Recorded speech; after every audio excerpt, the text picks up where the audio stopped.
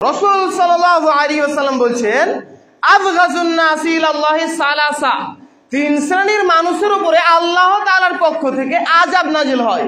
তিন শ্রেণীর মানুষের উপরে আল্লাহ তাআলার পক্ষ থেকে গজব নাজিল হয়।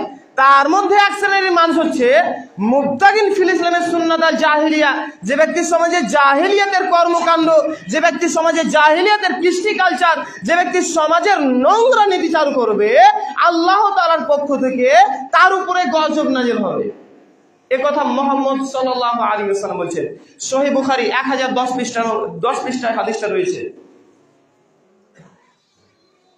এটা হাদিস। তিন শ্রেণীর মানুষের উপরে আল্লাহ তাআলার পক্ষ থেকে আযাব নাজিল হবে, গজব নাজিল হবে। তার মধ্যে আপনি আছেন।